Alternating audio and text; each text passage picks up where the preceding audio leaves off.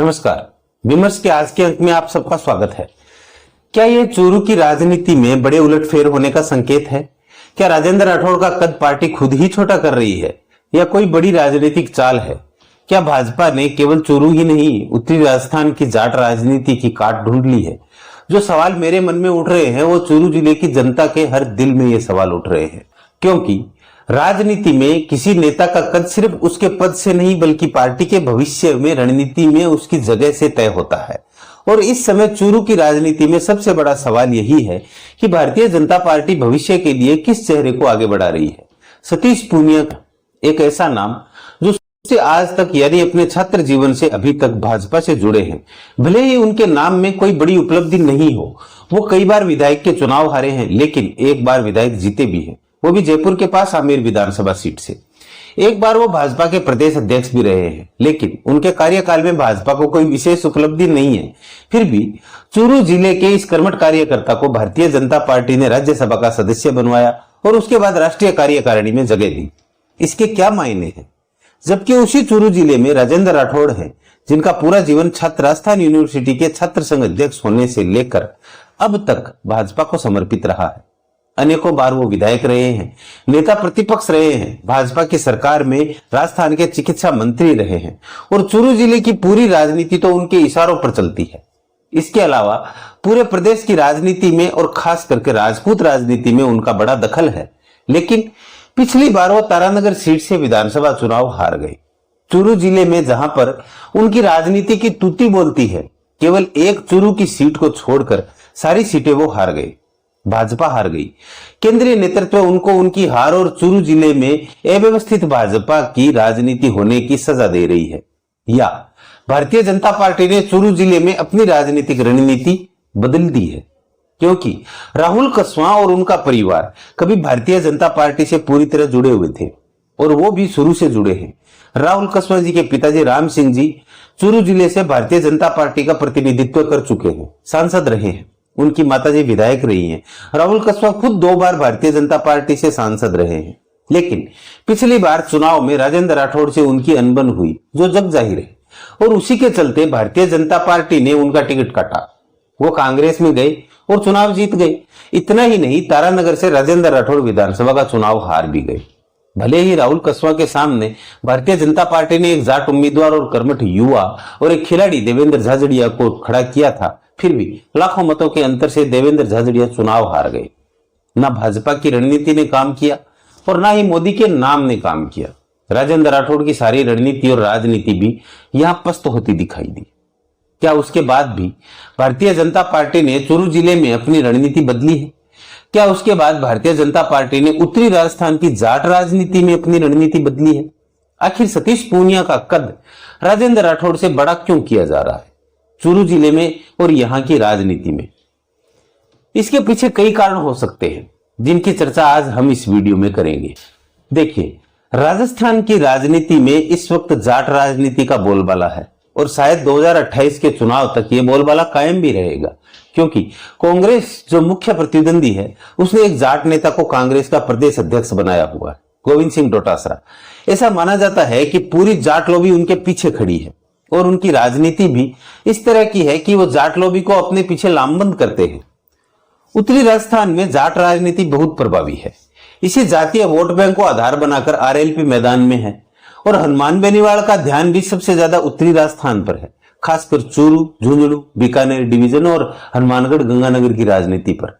और यह साफ दिखाई दे रहा है कि हनुमान बेनीवाल के स्थानीय निकाय चुनाव में होने वाले अभी टिकट के वितरण पर। तो क्या इस जाट राजनीति की काट ढूंढने के लिए भारतीय जनता पार्टी अब सतीश पूनिया का कद बढ़ा रही है? यह सवाल इसलिए महत्वपूर्ण है क्योंकि सतीश पूनिया स्वयं जाट हैं और लंबे समय से भाजपा के संगठन से जुड़े हैं। सतीश पूनिया एक बहुत ही सौम्य स्वभाव और गैर आक्रामक नेता के रूप में जाने जाते हैं, जो रणनीति बनाने में तो माहिर है, लेकिन सार्वजनिक मंचों पर उनकी आक्रामकता कभी दिखाई नहीं देती है। क्या सतीश पूनिया राजेंद्र राठौड़ की राजनीति को और उनके बनाए गठबंधन और समीकरणों को जो स्थानीय राजनीति में चूरू जिले में और विधानसभा चुनाव में करते हैं, क्या उसे ओवरटेक कर पाएंगे? यह आसान नहीं होगा, क्योंकि राजेंद्र राठौड़ के पास वर्षों से बना हुआ संगठनात्मक नेटवर्क है लेकिन दूसरी तरफ पिछली विधानसभा में उनकी हार और चूरू जिले में भाजपा के प्रदर्शन ने यह सवाल जरूर खड़ा किया है कि क्या पुराना राजनीतिक मॉडल अब पहले की तरह प्रभावी है। और सबसे बड़ा सवाल, 2028 के विधानसभा और 2029 के लोकसभा चुनाव में क्या सतीश पूनिया का नाम उन जाट वोटों को भाजपा की तरफ खींच पाएगा जो विगत चुनावों से भाजपा से दूर हो गए हैं, चाहे वो राहुल कस्वां के नाम पर कांग्रेस की तरफ लामबंद हुए हो या राजेंद्र राठौड़ के नाम से अपने जातीय प्रतिष्ठा बचाने के लिए जाट राजनीति भाजपा से अलग लामबंद हुई हो, या फिर क्या सतीश पूनिया का नाम युवाओं में जो हनुमान बेनीवाल का असर है उसे कम कर पाएंगे। ये सवाल बहुत बड़े हैं और इनके जवाब अभी भविष्य के गर्भ में है। अभी तक चूरू जिले की राजनीति में ऐसा कोई असर दिखाई नहीं देता है, ना ही सतीश पूनिया के नाम का और ना ही भाजपा की बदली हुई रणनीति का। लेकिन यह भविष्य के लिए कयास है, क्योंकि राजेंद्र राठौड़ इतना बड़ा नाम होते हुए भी भाजपा की ना तो केंद्रीय रणनीति में है और न राज्यसभा में उनका नाम आया। राज्य की राजनीति में भी अगर हम प्रशासनिक तौर से देखें तो राजेंद्र राठौड़ का नाम कहीं भी लाइमलाइट में नहीं है। अभी राजस्थान के निकाय चुनाव है। चूरू जिले की हर विधानसभा सीट पर निकाय चुनाव में हो रही गुटबाजी और टिकटों के लिए मारामारी में साफ देखा जा रहा है कि यहां पर किसी भी नेता का कोई भी समुचित प्रभाव नहीं है। जिनके यहां से टिकट का बंटवारा हो या कार्यकर्ताओं को टिकट बांटी जा रही हो, सब अपनी अपनी गुटबाजी कर रहे हैं। सब स्थानीय नेता अपने अपने गुट के हिसाब से टिकटों का आश्वासन देते घूम रहे हैं, जबकि टिकटों का अभी तक कहीं कोई अता पता नहीं है। यह भी पता नहीं है कि आखिर टिकट कौन बांटेगा। पूरे चूरू जिले में इस वक्त भारतीय जनता पार्टी में गुटबाजी अपने चरम बिंदु पर है। ऐसे में केंद्र द्वारा मनोनीत और केंद्र द्वारा चूरू जिले की राजनीति में कद बड़ा होने वाले नेता सतीश पूनिया क्या अपने नाम के जादू से भाजपा को फिर से एक कर पाएंगे? क्या यहाँ की लोकल राजनीति में जो गुटबाजी है उसको खत्म कर पाएंगे? क्या राहुल कस्वां और कांग्रेस की राजनीति की तोड़ ढूंढ पाएंगे? क्या डोटासरा और हनुमान बेनीवाल की जाट राजनीति में सतीश पूनिया खुद जाट राजनीति की काट बन पाएंगे? सवाल बहुत सारे हैं और इनका परिणाम देखना भी बहुत दिलचस्प होगा। और ये इसलिए दिलचस्प होगा क्योंकि चूरू जिले की राजनीति में सतीश पूनिया का नाम अभी कहीं नहीं है, ना उनके नाम का यहाँ की राजनीति में कोई गुट है। लेकिन पार्टी द्वारा, केंद्रीय नेतृत्व द्वारा उनके कद को बड़ा करना यह साफ संकेत है कि उनको चूरू जिले की राजनीति में अवश्य उतारा जाएगा।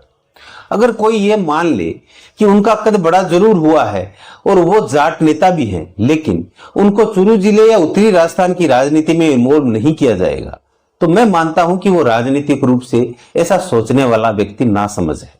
क्योंकि किसी ऐसे नेता का कद आखिर क्यों बढ़ाया जाएगा जिसका स्थानीय क्षेत्र में, स्थानीय राजनीति में कोई इन्वॉल्वमेंट ना हो और ना ही उनके नाम पर कोई बड़ी उपलब्धियां हो।